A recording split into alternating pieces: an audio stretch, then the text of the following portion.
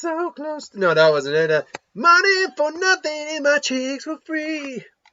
I want my MTV. That's how the original started. Um, so Kingsman, this was Merry Christmas. We all had a very nice Christmas this morning, which actually is, which we were all actually very surprised and happy about. We all very much enjoyed receiving gifts and just enjoying the day. And me and my girlfriend went to saw The King's Man. Real quick take on the first. I actually have my review for both of those in the playlist for the movie reviews. I have to, or you could just type it in the search engine and find it. That's easier. But Kingsman, I like a lot of people love the first one. It is a perfect blend of serious heart, a lot of humor, a lot of action, a lot of comic booky nature to it. It's just a great movie overall, very fun movie. Now, I do stand in the camp of people who I still enjoy the second Kingsman, The Golden Circle.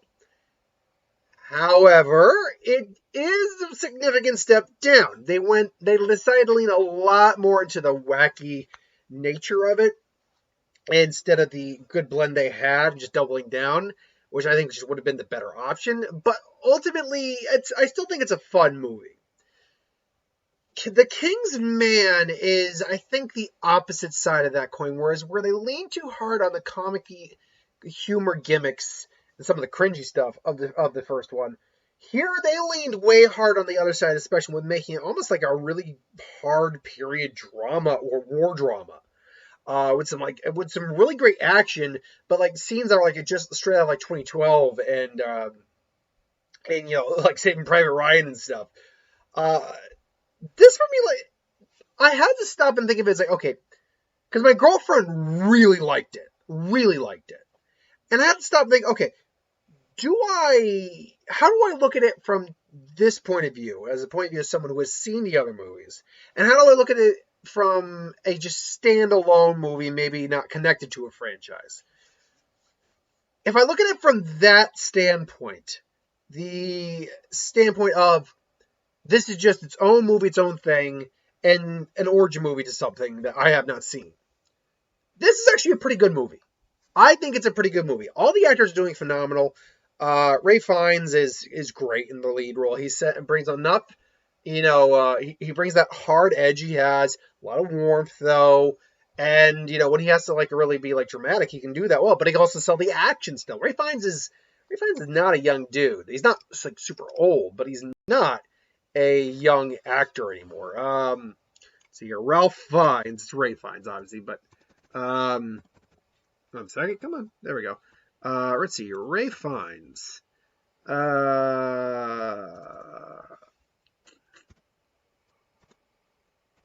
Let's see here. Ray Fiennes. How old is Ray Fiennes? Ray Fiennes he's 59 years old. Wow. And to be fair, looking at what some of the stuff they're doing in the movie, I can tell that it's not always him, particularly in like the final fight, which is a great overall fight. I loved it. I can tell it can't be him the entire time, but he's definitely there doing a lot of his own shit. So I can appreciate him for that. Absolutely. Jaimin Hans is always a great to see. Gemma Argentine, she's always nice to see. Oh God. Reese Ifrin, he's the guy who played the Lizard as well. He plays Rasputin. He is having the time of his life with this character. When we get to like the Rasputin fight, and there's a clip of it. It's extended beyond that in the movie, but there's a clip of it online about the Rasputin fight. Oh my God, it's just a lot of fun, and his whole character is just very, very. It's just very, very, the extravagant, crazy Rasputin, the mad monk that everyone kind of, heard of. They do a lot. All the actors are doing a great job on this. In the drama, like the serious tone that they're trying to set for this, I do dig it. Again, still looking at it from a standalone perspective. They do a good job with the espionage. I'll be honest, when there's a twist with a character that comes up, and it's basically who is the villain, more or less, of this Spectre-like organization, because really that's what it is. It's a Spectre organization, rings and all. And I'm like, I knew something was up with this character, but I couldn't pinpoint what it was. And I'm like, okay, that's what the character was. So, and I'm not gonna, and I don't want to give too much away. Obviously, I know I very rarely want to do that. But you'll understand when you see the movie if you decide to see the movie. The action sequences are good. The parts that are humorous, because it does still have humor, but the parts that are humorous are welcome levity to the overall serious nature they give this movie. So yeah, I mean, on that standpoint, I think it works as a pretty good standalone movie. As a part of the Kingsman franchise, the first one's still the best one. I do think this is first off, it's a better made movie than the second one, and I think it's just a better overall movie. But tonally, like I said, they kind of go the very opposite end of the spectrum, and I don't know if that works to the film's advantage when being part of the Kingsman franchise. It's just a tonally very different movie to the point where when the Kingsman-like elements of the original two come into play, it comes, at least to me, it does come up a little jarring at points. When we get into like a Kingsman-like action, there's our Rasputin scene. And if you've seen it online, the Rasputin scene gets wackier, but that scene is tonally, it doesn't really work with a lot of the other movie, well, a lot of the rest of the movie.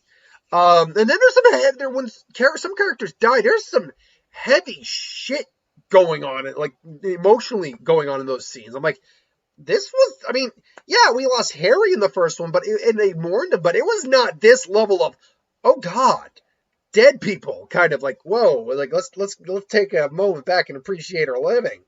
It was not that level of, oh God. So I felt that very jarring at points. Now it does ultimately, once we get to like the final act of the movie, which I would say it's the final quarter of the movie, it finally seems to set its tone just right. It seems to still have a bit of a darker or harder edge than the original one did. Still all rated R, so the gore is still there, but a harder edge while still incorporating a lot of the shenanigans of the Kingsman.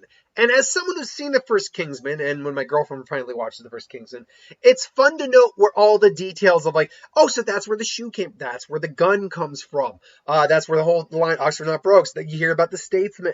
Like, it's fun to hear these little hints and nods to the actual movie and where they ultimately ended up coming from. It is fun to see those things, in my opinion.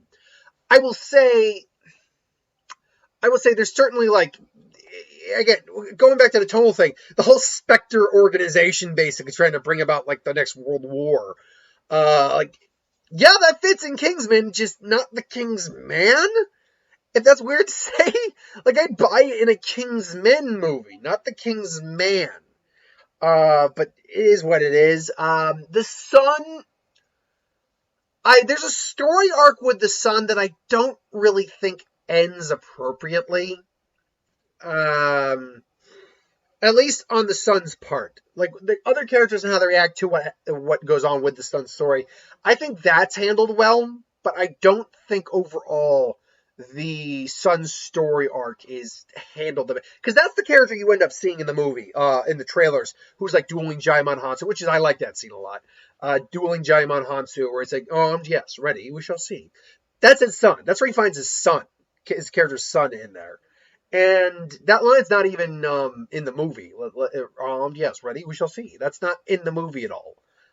In fact, a lot of the movie, this is a little bit of like the story arc I'll let you in on, is that he's actually trying to keep his son away from war as a promise to his late wife. That's his promise. And the problems that arise from there, and the fact that he's pretty much shielded his son from the world, kind of rightfully so, but also it unfortunately causes an act of rebellious nature, and B, it's causing...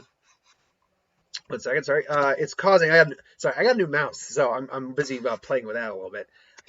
It causes, the boy to just not be aware of the world, his son not to be aware of the world. There's a problem with sheltering your kids just as much as there is letting your kids free reign. If you let them free reign, they experience too much of the world too soon, and it could really affect them as they grow older. But if you shield them, they're not going to be prepared for things. So, unfortunately, there's a balance that needs to be struck. And I'm not going to say how the story arc ends for the son, but the balance wasn't struck right on the son in terms of his parenting. So, and it's addressed. It is addressed. It just doesn't end in the way that I think... Let me put it this way. The ending of this kid's story, you're not going to see coming. I mean, you might, But the ending, albeit, it took my girlfriend by surprise, and I mean, like, okay, they went with that route. I did not see that coming. So there's that. I also laughed a little bit because as a kid, this is where the code names came from. Like his mother and his father told him a story like King Arthur. So it's like, oh, who'd you leave? Well, his father's Arthur, mom is Guinevere, and I'm Lancelot. I'm like, wow, they sugarcoated the Arthurian lore to the kid. Yeah, makes sense. He's a kid. It's like because Lancelot kind of wanted Guinevere. So just saying, kid, just saying. But there's other minor nitpicks. I'll be honest. I do feel this film maybe didn't drag, but you could have shaved 10 minutes off it. It probably would have flowed a little bit better. Honestly, yeah, it could have flowed a little bit better. It's just a little bit better. I don't feel like it truly dragged, but I did feel like it was going a little slow at parts. Nothing serious, not like Matrix kind of or Green Knight. As much as I loved the Green Knight, oh god, that movie dragged its ass. But still, regardless, I still recommend The King's Man. I think it is. I think as a standalone movie, not associated with the Kingsman franchise, is a very, very good movie. And as a think words.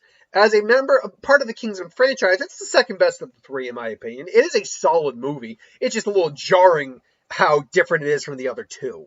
So just keep that in mind if you're wanting to go see it. But thanks for watching. Hope you enjoyed it. If you have seen it, what do you think in the comments below? Love it? Hate it? Just like it?